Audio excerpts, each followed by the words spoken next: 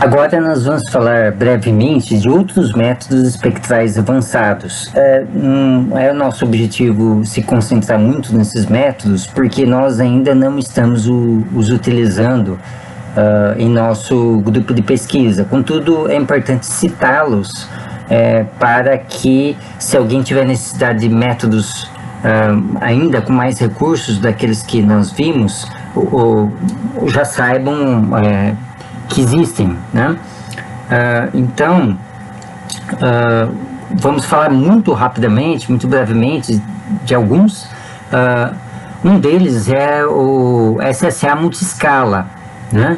Ou seja, aqui você fazer uma modificação no método do SSA.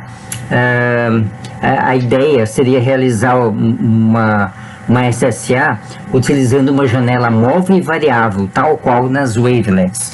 Então, vamos pegar a mesma ideia da wavelet e aplicar no método SSA, ou seja, vamos fazer uma análise dando mais ênfase a uma parte específica da série temporal, né, do conjunto de dados que temos. Então é possível fazer isso, né? Então a maneira de fazer também se baseia no cálculo de uma matriz de correlação e o cálculo dos autovalores e autovetores dessa matriz de correlação. Contudo, o que se faz é depois pegar os dois principais autovetores e usá-los como wavelets, né? Então aí você refaz os cálculos fazendo o produto escalar, a convolução, né? A correlação entre esses dois autovetores com os próprios dados, né? Então, com isso você vai ter uma análise, né, que você obtém componentes principais relacionados aos dados, mas que se refere a um subconjunto da série temporal. Então é numa parte B da série temporal, né, que você faz isso. E também é possível fazer a reconstituição da série da mesma maneira que na SSA comum, né?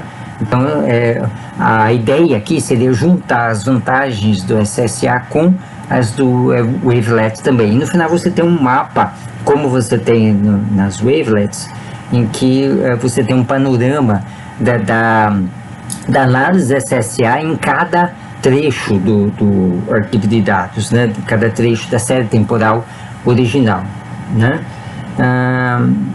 Bom, aí você tem as vantagens do SSA, que eles são data adaptativo, né? Quer dizer, você não impõe nenhuma função, você continua essa vantagem, e ainda tem o acréscimo do que a wavelet tem de mais extraordinário, que é você passar uma lupa em parte dos dados e mover essa lupa ao longo de toda a série temporal, né?